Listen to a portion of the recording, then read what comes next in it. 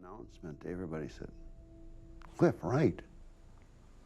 And I was lobbied like crazy from a number of people that it should be a political person, either left or right leanings in either, the different political parties. Cliff was able to bring his business experience and his practical approach to resolving problems to the office and to the solution that we were all seeking to fulfill a treaty commitment. And he was supported by good people, but Cliff really wasn't interested in theory. He was interested in results, and the results speak for themselves. I remember our first meeting with Cliff Wright, and he said, well, I'm honored that you would offer me that opportunity. But he said, I need some time to think about it. And we were past the 11th hour to get this name forward. I said, Cliff, we're getting pressed for time. And he said, well, I need some time to think about it. Well, I said, we got about 8-10 minutes left in the meeting, and I'm hoping when we get up that we've come to that decision. And when he was asking for time, he thought he had a little more than 8 or 10 minutes. Like a fool, I rushed in, but I quickly learned that was a misnomer, that it was a very interesting experience. It was one that gave me a lot of pleasure. It's one that I met some very decent people who were more interested in solving problems than in creating them. And generally speaking, it was one of the highlights of my life, actually. There was tremendous respect for his having been former mayor of Saskatoon, and he had some disdain for the bureaucracy. That worked to our advantage. Nobody wants to be in court.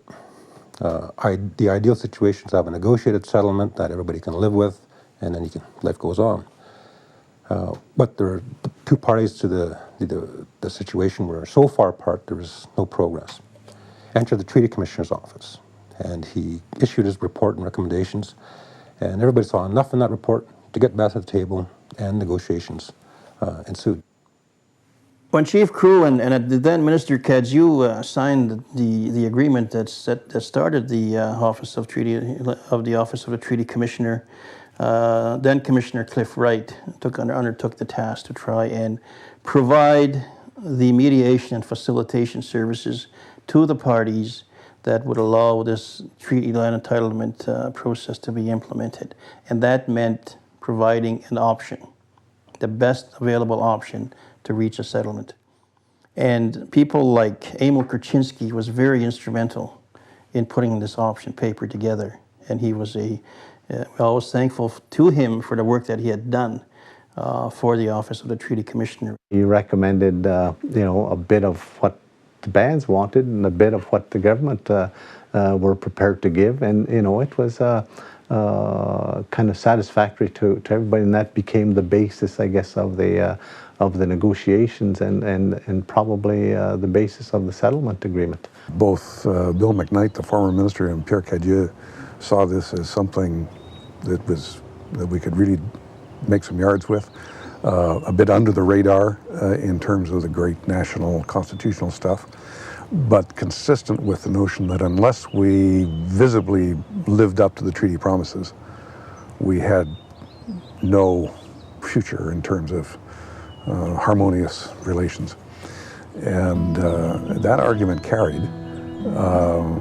I helped the Minister of the day take it to Cabinet and made an argument for a negotiating mandate, essentially on a 50-50 basis. Some sleight of hand in the numbers, but nonetheless, I got a negotiating mandate. The government of Saskatchewan at the time was facing some electoral challenges, and the idea that they might do something quite spectacular and progressive was not unappealing. And so they agreed to talk about this. There was one very serious problem, and that was that there was no land. The land was transferred to the province in 1930 on the basis that they would make land available for settlements. Of course, the land required increased as the land available decreased. So the big problem we had was there just wasn't any land. It's interesting looking back now. The last word I got from the department when they pushed me out the door and said, go and do it, was one thing you should remember is that the federal government does not have a land purchase policy, nor do we intend to have a land purchase policy. And the Treaty Commissioner's Office came up with what we refer to as the Saskatchewan formula. It was a way of calculating fair compensation, which would enable First Nations to purchase land on a willing buyer, willing seller basis. When the idea that it didn't have to be all land, that you could trade it cash and land, there was no question things really started to cook. You know, there was a whole attitudinal change in the way that people sat at the table and negotiated. I didn't know whether the federal government would go along with it. So I did my best to quickly forget that I'd been told that they don't have a land purchase policy. And in any ways, they weren't being asked to purchase land. They were being asked to put up the funds and let the people who would be using the land buy the land and bring a willing buyer and a willing seller together, which, as well as everything else, allayed a lot of fears that existed in rural Saskatchewan. When the report came out, it was greeted with some anticipation, a little bit of anxiety, because nobody knew what was going to happen, because First Nations were pretty deeply entrenched with the 76 formula, and Canada was pretty deeply entrenched with the data for survey policy that they were advocating. The Treaty Commissioner's Office, in their wisdom, came up with a formula that came down the middle, and there was enough in that report that everybody thought, well, we can get back to the table. Roland was capable of some very interesting comments at times. I remember when I had the meeting with him where I told him what our recommendation was going to be. It was in a local restaurant here. And he sat and never said a word, never asked a question, just heard me out that there was going to be this money made available if it was accepted by both parties and used in the manner that I've described. And when I finished talking, there was a fairly long pause.